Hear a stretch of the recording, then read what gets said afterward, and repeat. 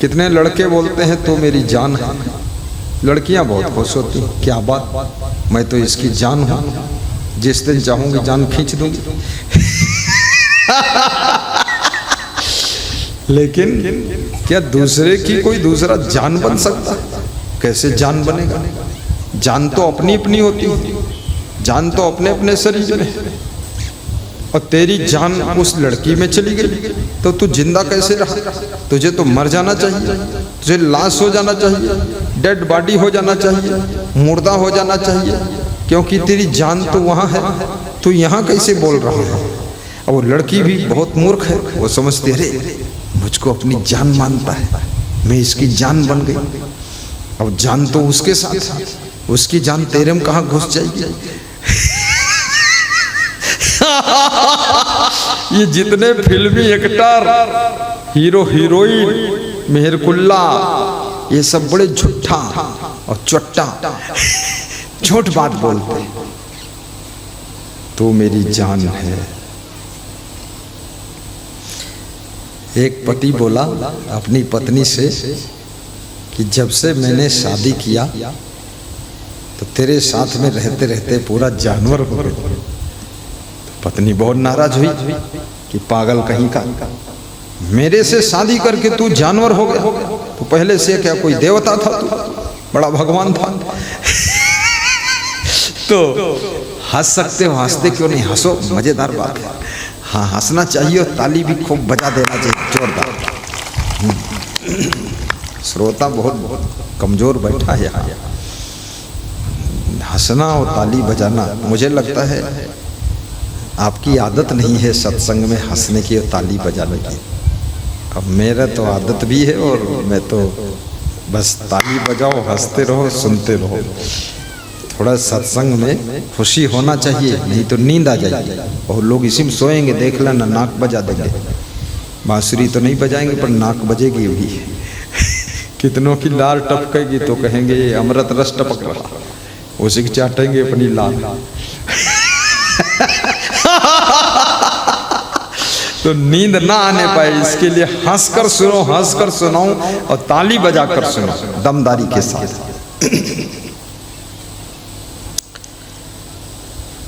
तो पत्नी नाराज हुई, उसने कहा अरे तुम मेरे साथ शादी करके जानवर बन गए, मैंने तुम्हें जानवर बना दिया। उसके पहले क्या तुम कोई भगवान थे? पहले जैसे थे वैसे अब भी हो, हमारे ऊपर क्यों लांछन लगा रहे?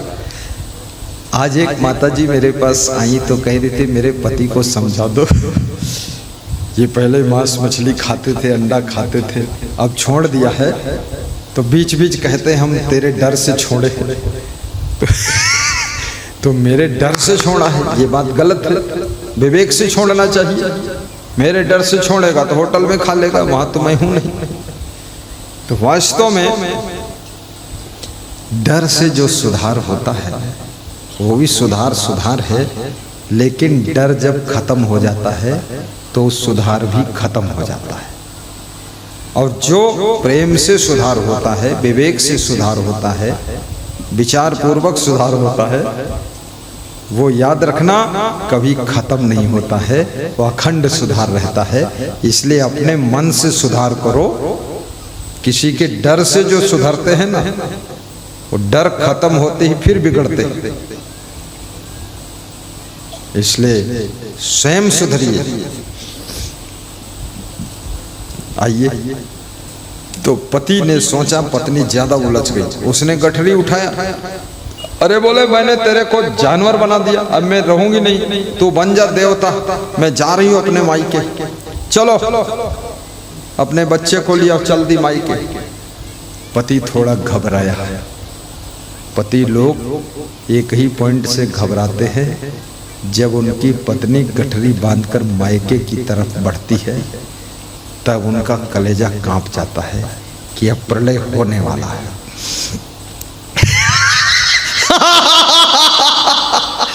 और स्त्रियां पति से कब घबराती हैं, कब डरती हैं, आपको मालूम?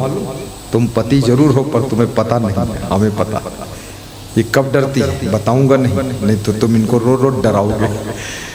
लेकिन बता दूंगा, क्योंकि इनका वाला बता दिया, तुम्हारा वाला भी बता देता हूँ। स्त्री पति से तब डर जाती, घबरा जाती, कब? तब। कब?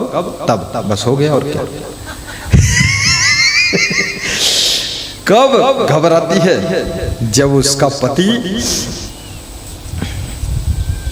साधु बनने के लिए बोलता है कि साधु बनूंगा, तब वो घबरा जाती है। अरे ये साधु बनेगा, लंगोटा बांधेगा, कमंडल लेकर घूमेगा, बाबा जी बनेगा, तो वो ठंडी हो जाती है। किसी तरह भाई गम खाकर इसको रखो, नहीं तो ये बैल चला जाएगा तो यहाँ खेती कौन करेगा?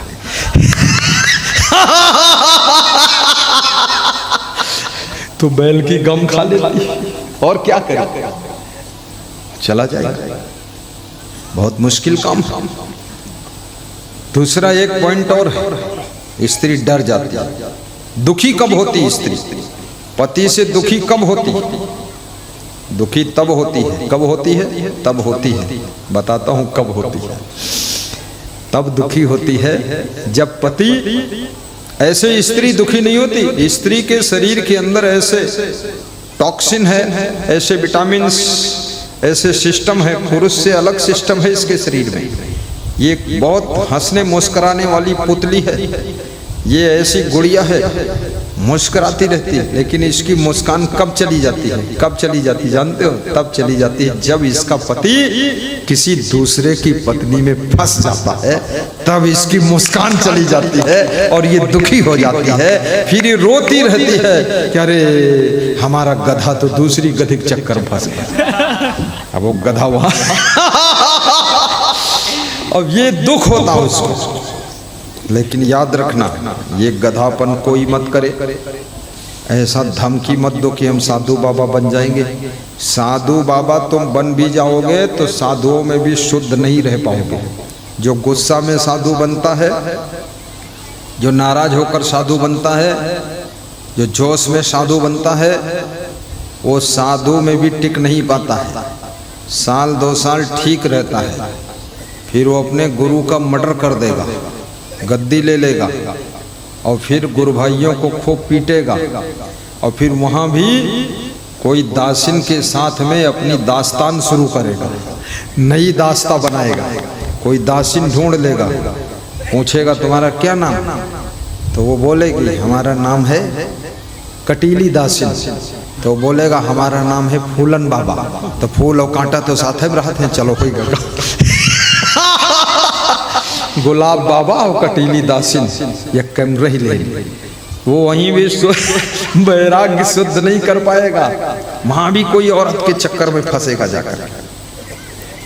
इसलिए अपनी पत्नी से नाराज होकर साधु बाबा मत बनो, गम खाकर घर में रहो।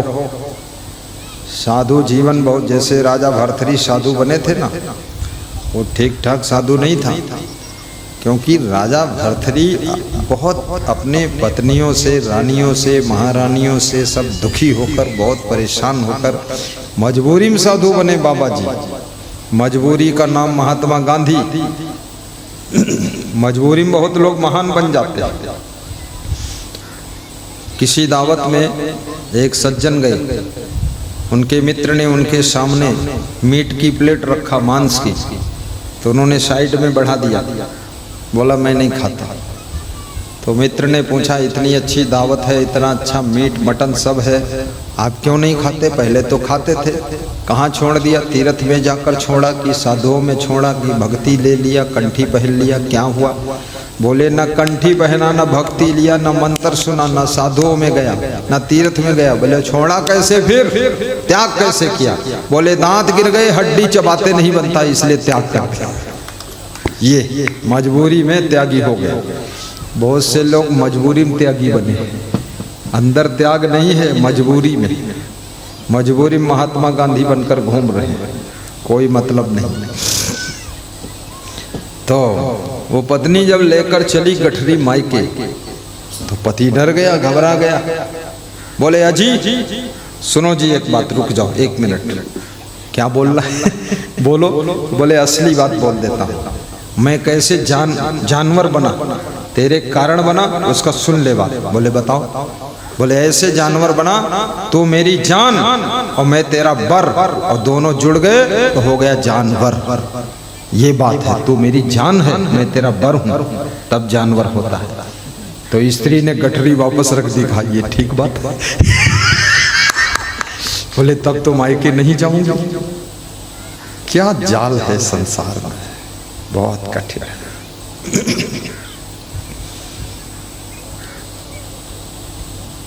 सकल संत गुरु जन जो समझा रहे हैं, ये चर्चा भुलाना महामूढ़ता है। सकल संत गुरु जन जो समझा रहे हैं, आइए जोरदार ताली बजाकर, महामूढ़ता है। बड़े भाग्य से मानो जीवन मिला है, निरर्थक बिताना महामूढ़ता है। बड़े भाग्य से मानव जीवन मिला है, निरर्थक बिताना महामूढ़ता है। जहाँ रह रहे हो निकलना पड़ेगा, नहीं चाहने पर भी चलना पड़ेगा।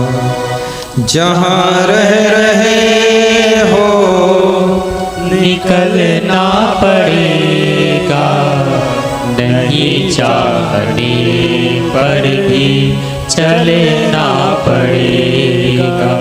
जिसे त्याग करे हाथ मलना पड़ेगा, जिसे खो के फिरे हाथ मलना पड़ेगा। वहाँ मन फसाना महामूढ़ता है।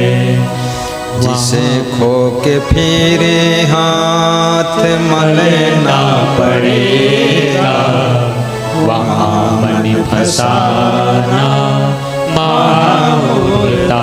सोचना सकल जन्म के बाद जन जो कुछ मिलता है सब क्रमशः एक के बाद दूसरा के बाद तीसरा के बाद चौथा के बाद पांचवा होता चला जाता है। जन्म होता है, माँ मिलती है, थोड़े दिन के बाद माँ मृत्यु को प्राप्त हो जाती है, माँ खो जाती है। जन्म के बाद पिताजी मिलते हैं, कुछ वर्षों बाद वो भी खो जाते हैं। पिताजी भी संसार छोड़कर चले जाते हैं, खो रहा। भाई मिलते हैं, एक एक करके सब भाई भी खोते जा रहे हैं।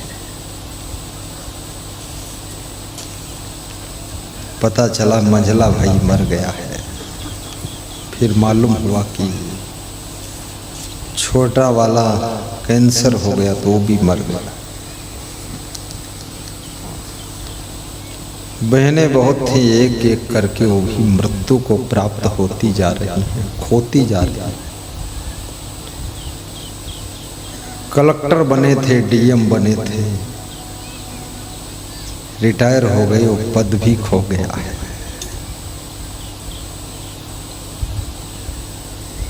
पत्नी मिली थी, पति मिला था, एक दिन पत्नी मर गई, वो खो गई। पति मर गया, वो भी खो गया, साथ छूट गया। बड़े बड़े बड़े सुंदर सुंदर बच्चे आपने जन्माए थे, बाल गोपाल, एक एक करके वो भी खोते जा रहे हैं। किसी का मन बदल गया तो नाराज होकर चला गया, धनुषा से जा करके पोखरा में रह रहा है, ना फोन से बात करता है, जीते जी खो गए।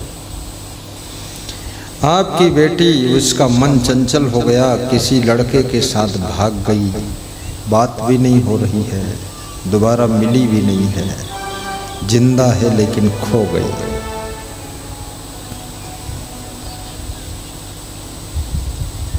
बेटा जिंदा है नाराज हो गया, चला गया काठमांडू में रह रहा है, अता पता नहीं बता रहा है, कभी मिलता नहीं, फोन करता नहीं, जीते जी बेटा खो गया।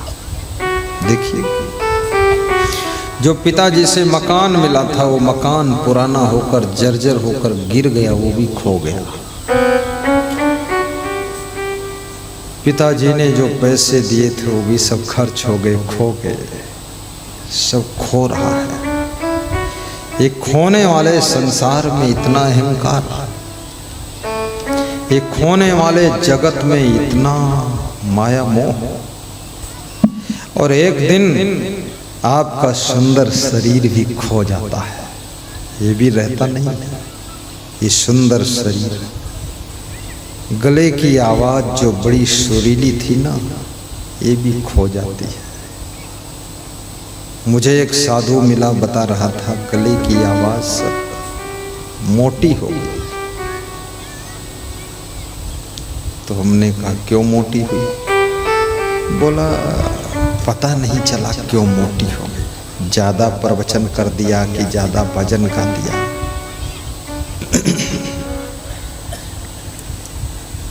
मैंने कहा क्या गर्म पानी पीते हो?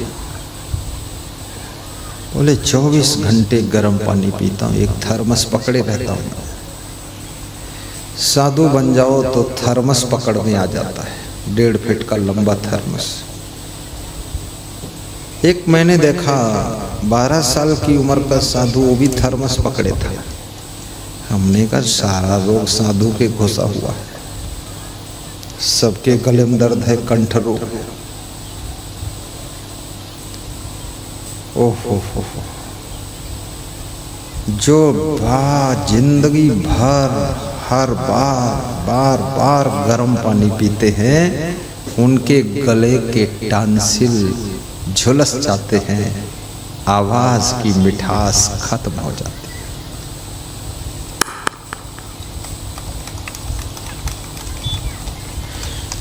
है। जो लोग फ्रिज का ठंडा पानी पीते हैं, उनके भी गले की आवाज खत्म हो जाती है।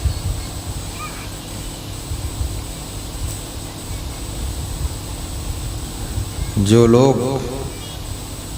ठंडी चीजें ज्यादा खाते हैं, रात में टमाटर, रात में खीरा, रात में मूली, रात में गाजर, रात में चुकंदर, सलजम, उनके गले की आवाज खत्म हो जाती है।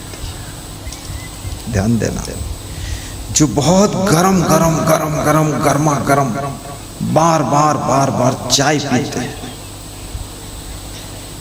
उनकी किडनी डैमेज होती है, लीवर डैमेज होता है, और उनके गले की आवाज की मधुरता खत्म हो जाती है। अरे राम राम। जो जल्दी जल्दी बहुत स्पीड से भोजन खाता है, उसके गले की आवाज फट ही हो जाती है, जैसे फटा बांस। जो मिर्चा बहुत खाता है, उस गुस्सा बहुत आएगी उसको। मिर्चा, अधिक मिर्चा खाने से पाइल्स की बीमारी का जन्म हो जाता है।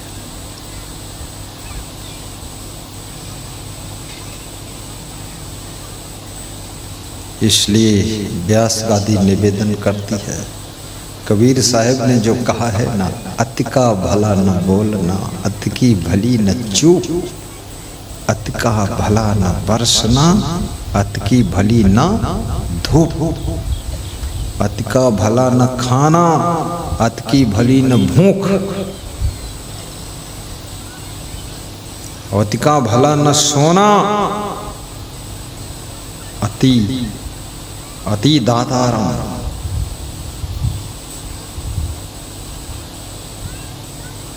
अति रूपेण वै सीता, अति गर्वेण रावणा, अति दानाद बलिर्बद्धो ही अति सर्वत्र वर्जयेत्। नीति शास्त्र भी कहता है सीता जी अति सुंदर थी, शरीर से भी सुंदर, स्वभाव से सुंदर, चरित्र से सुंदर, गुणों में सुंदर, कलाओं में सुंदर, विचारों में सुंदर, चिंतन में सुंदर, आँखें भी सुंदर, गाल भी सुंदर, नाक भी सुंदर, कान भी सुंदर, हाथ भी सुंदर, अंगुली भी सुंदर, होंठें भी सुंदर, सुंदर में सुंदर, और इतनी सुंदर, कितनी सुंदर, जितनी सुंदर उतनी सुंदर। तो रावण सीता जी के सुंदर रूप सौंदर्य को देखकर जनकपुर वो भी शादी करने आया था।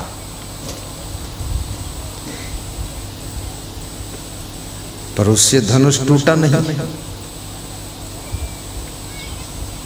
और राम भी अयोध्या से शादी करने आए थे। सीता जी केवल चेहरे से सुंदर नहीं थी, चरित्र से भी सुंदर थी। चेहरा तो बहुत प्लास्टिक की स्त्री का भी सुंदर होता है। जो प्लास्टिक के पुरुष होते हैं ना, कपड़े की दुकान पर खड़े दिखते हैं, बहुत सुंदर होते हैं, लेकिन वो सुंदरता किस काम की? वो प्लास्टिक की स्त्री न चाय बनाएगी, और प्लास्टिक का पुरुष वो ट्रैक्टर भी नहीं चलाएगा। प्लास्टिक के खाली देख लो बस, ज़्यादा से ज़्यादा अकेले में उसको चाट लो जाकर। अरे शरीर की सुंदरता ऐसे है जैसे प्लास्टिक के स्त्री पुरुष की सुंदरता। असली सुंदरता तो स्वभाव की सुंदरता है, चरित्र की सुंदरता है असली सुंदरता।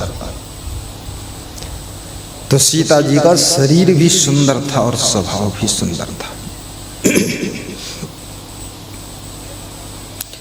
अज्ञानी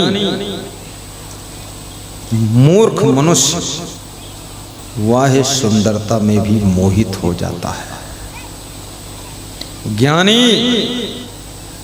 गुण, स्वभाव, चरित्र, विचार, कर्म, व्यवहार की सुंदरता में प्रसन्न होता है। अज्ञानी क्या बात पूछते साहब, वो तो केवल चेहरे की सुंदरता में ही मुग्ध हो जाता है। एक बात सुनो, फूल कितना सुंदर हो, कितना सुंदर हो, लेकिन भंवरा उसके पास नहीं जाएगा। जिस फूल में पराग होगा, रस होगा, जिस फूल में मादकता होगी, भंवरा उसमें जाकर बैठेगा। भंवरा फूल की वाह सुंदरता में मोहित नहीं होता है, भंवरा देखता है रस किसमें है।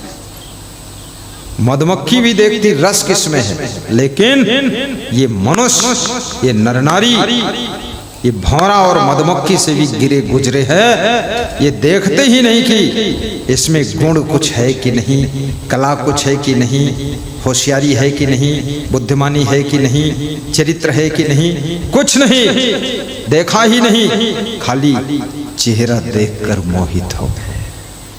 अरे मूर्ख, भंवरा से भी नीचे गिर गया मूर्ख, मधुमक्खी से भी नीचे गिर गया धूर्त। सोचिए,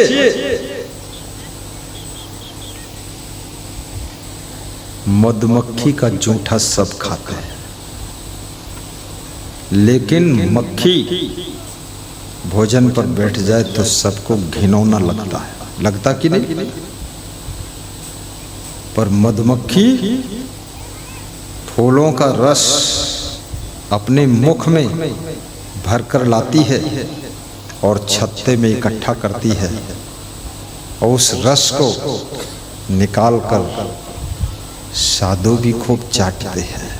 साधु तो बड़ा पवित्र होता है, कुछ छूता तो हाथ धोता है, और मधुमक्खी जूठा रस मुंह में धर कर लाई है तो उसका लार थूक भी उसमें मिल तो गया होगा, और मुंह में कोई कैप्सूल थोड़े धरा है।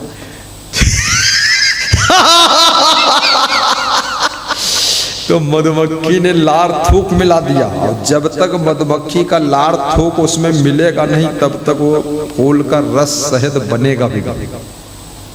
लार थूक मिक्स होगा तभी बनेगा, और मधुमक्खी का लार थूक और जूठा देवताओं को भी भोग लगता है।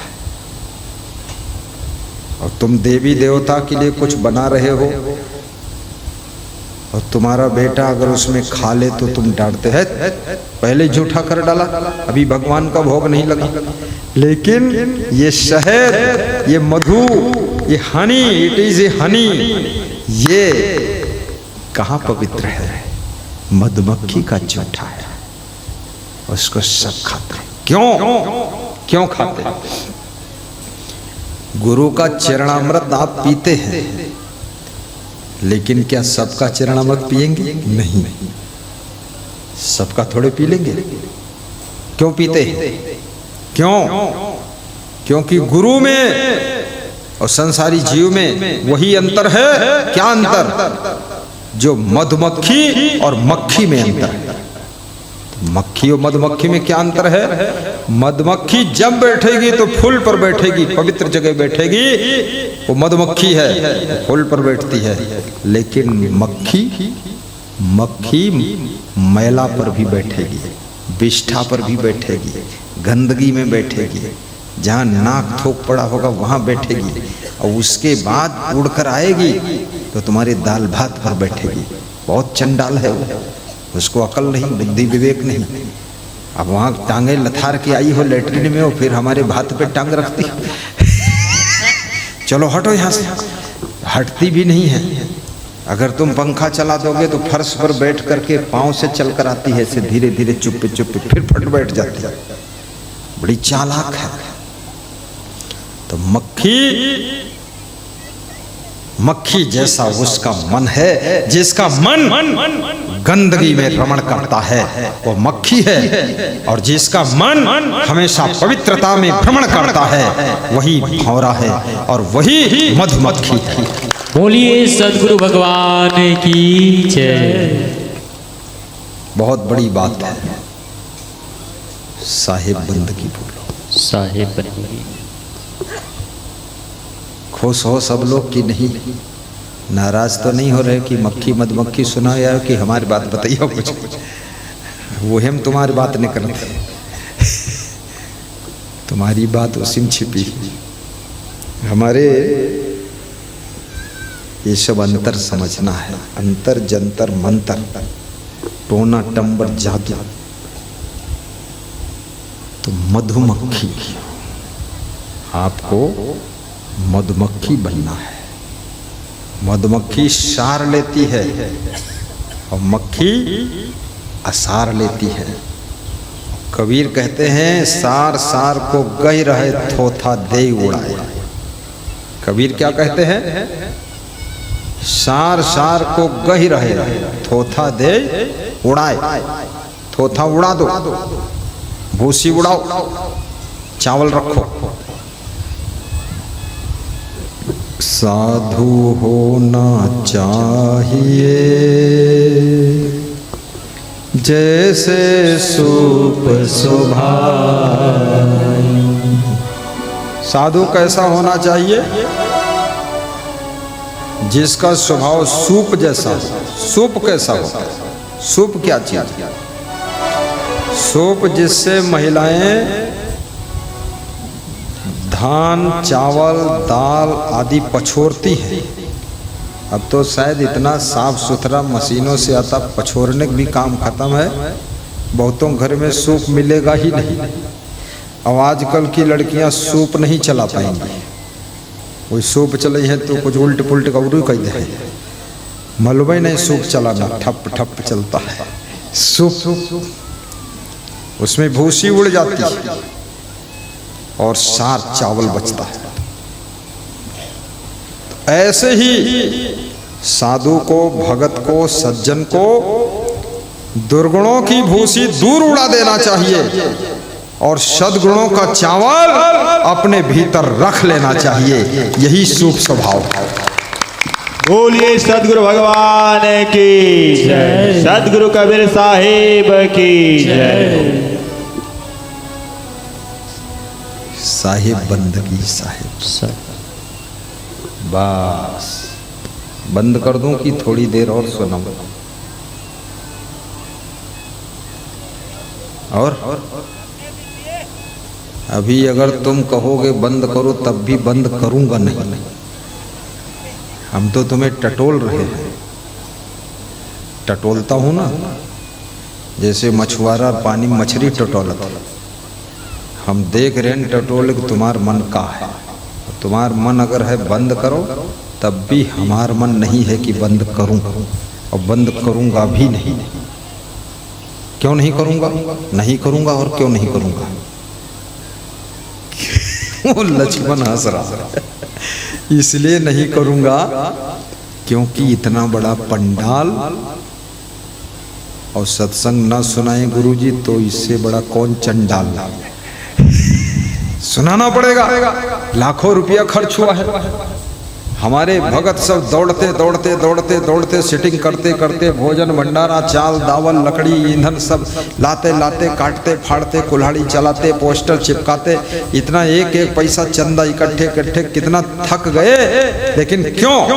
सत्संग के लिए। और सत्संग बंद कर दूं तो गलत होगा कि नहीं होगा? गलत कहने, इसलिए बंद होगा ही नहीं।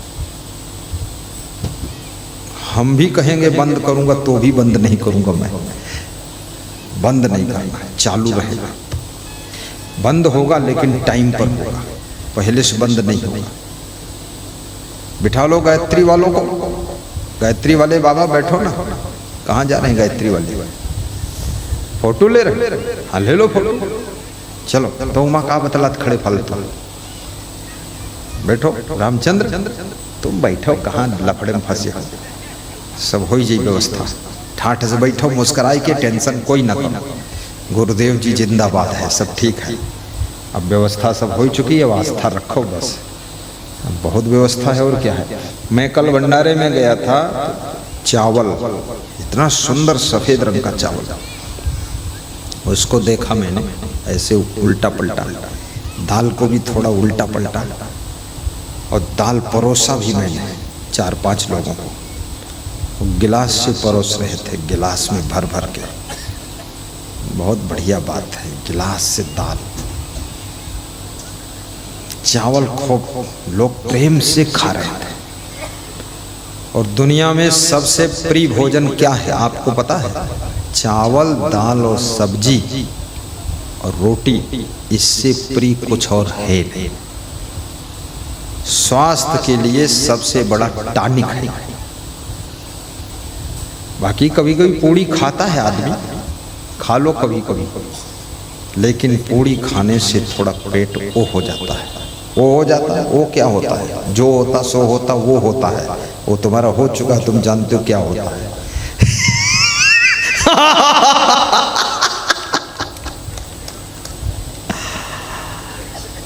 नेपाल में गुरुदेव का आना गजब हो गया।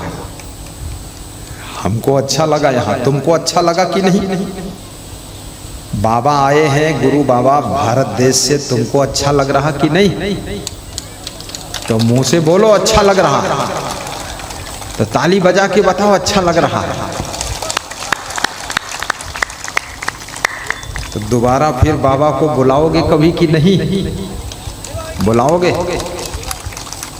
इधर वाले बताओ, आयोजक कमेटी से पूछो बाबा दोबारा बुलाओगे कि नहीं?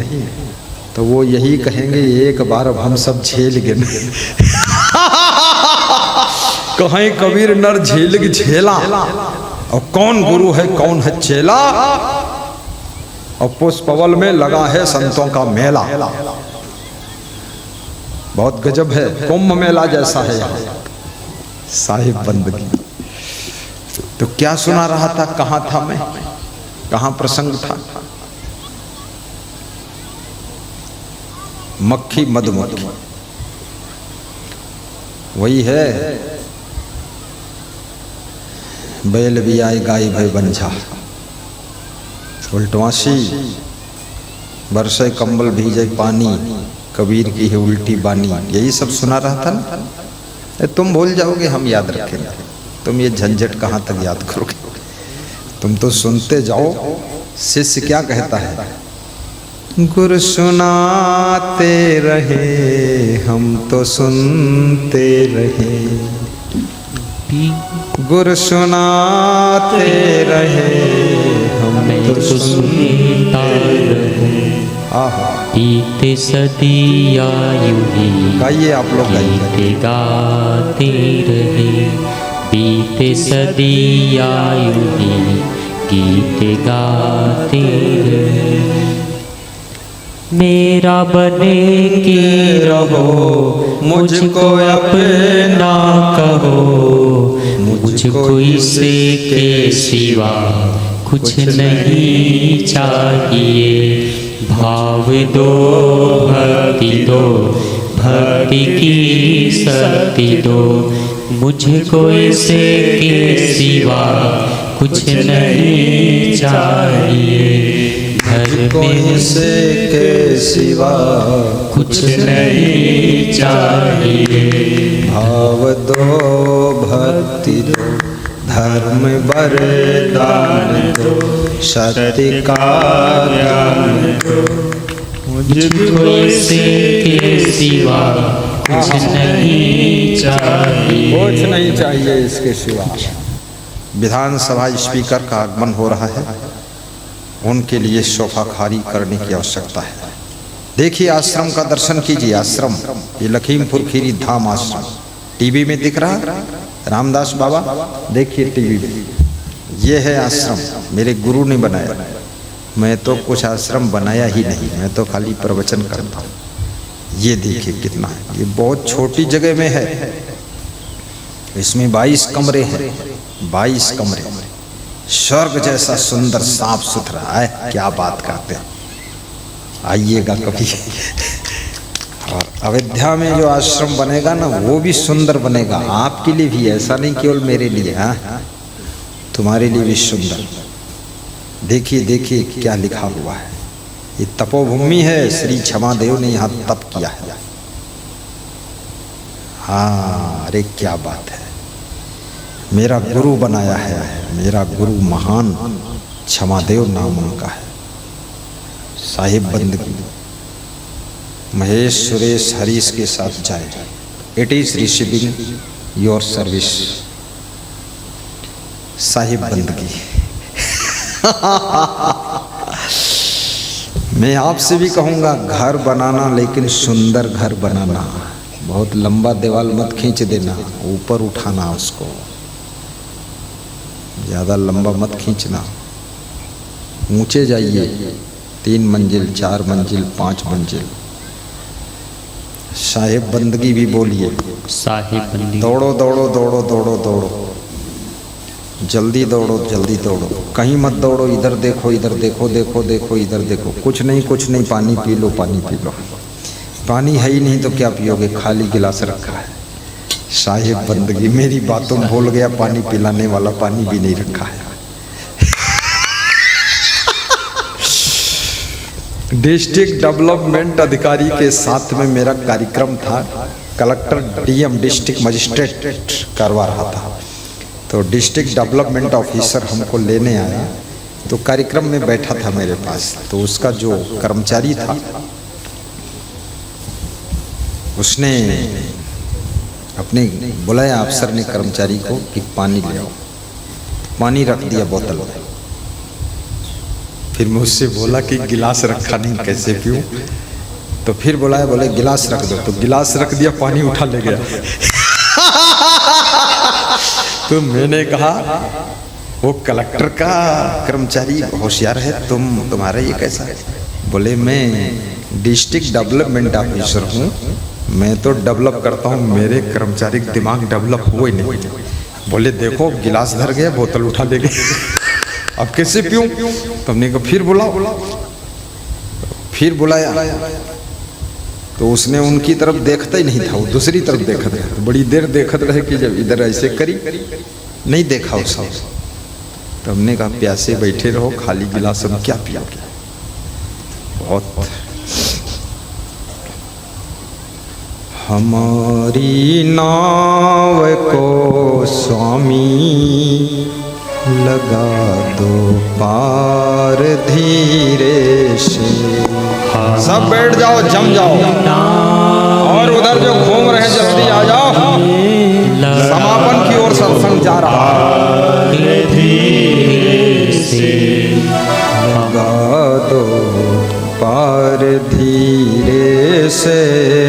लगा दो पार धीरे से, लगा दो पार धीरे से, लगा दो पार धीरे से। बोलिए सद्गुरु भगवान की जय। सज्जनों, कल डिस्ट्रिक्ट सरलाही से जोगेंद्र सिंह ठाकुर, श्रीमती फूल कुमारी ठाकुर आए थे। उन्होंने एक चांदी की अंगूठी हमको भेंट किया है। ये देखिए,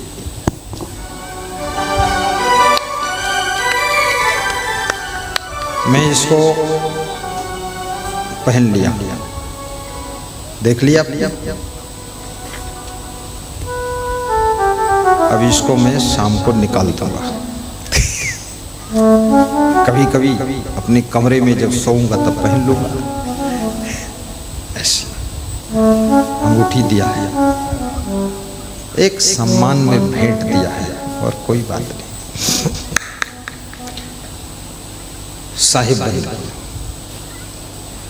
यहाँ के बाद कार्यक्रम 19 व 20 अप्रैल को ममलखा भागलपुर में, 22-23 अप्रैल सरगुनिया बांका जिला, 24-25 अप्रैल खुटारी बांका जिला बिहार, 27-28 अप्रैल मैसूरी जमुई जिला बिहार, 1-2 मई कजरा लखीसराय बिहार, 4 व 5 मई देवरिया नालंदा जिला बिहार, 7 व 8 मई 12 जयराम मोतिहारी जिला, 14 से 16 मई कसमापुर सीतापुर उत्तर प्रदेश, 23 से 25 मई करदा गोंडा उत्तर प्रदेश, 27 से 29 मई नौसागर महाराजगंज उत्तर प्रदेश, 2 जून जिला जेल लखीमपुर में प्रवचन। आहा क्या बात। 4 से 6 जून नगला तेज कन्नौज में प्रवचन, 7 व 8 जून बिछवा मैनपुरी उत्तर प्रदेश में प्रवचन। इतने प्रवचन 8 जून तक के लगे हुए हैं। बहुत बड़ी बात है। बीच में स्टॉप नहीं है, बीमार होने का भी टाइम नहीं है। चालू। आइए सत्संग सुना देते हैं आपको। आज के प्रवचन को सुन करके राम अचलपाल ईश्वरपुर प्रतापगढ़ उत्तर प्रदेश से 1100 की दक्षिणा गुरु जी के लिए भेजा। रमेश कुमार बिंद मुंबई महाराष्ट्र से 1100 की दक्षिणा गुरु जी के लिए भेजा। प्रवेश मिश्रा, रेखा मिश्रा, ग्राम बिनायका प्रतापगढ़ उत्तर प्रदेश से हर महीने 1100 की दक्षिणा भेजा है। इस महीने भी भेजा है 1100 की दक्षिणा। ये देखिए कितना दूसरे संजय कुमार प्रीति किरण महाराजगंज सिवान बिहार से 11,000 की राशि अयोध्या आश्रम के लिए भेजा। अनिल रजक, चंपा देवी रजक 2200 की राशि अयोध्या आश्रम के लिए भेजा। दीप नारायण साहू, कौशल साहू, रथेली उमरिया मध्य प्रदेश से 1000 की राशि अयोध्या आश्रम के लिए भेजा। ताली बजा दो सब दानियों के लिए। और आइए गाइए, आगे का कार्यक्रम बढ़ाइए। कोश करई नगर कोटवलिया, मांस फैलाए गिद्ध रखवरिया, होश भो नाम मंजारी कड़हरिया, सोए दादुर सर्प पहरिया, सोए दादुर सर्प पहरिया। बैल बियाई गाय भय बंजा, बछरू तुलिए तिन संझा, उठ सिंह सियार सुसूझे, कबीरा का पद जन बिरला बूझे, कबीरा का पद जन बिरला बूझे।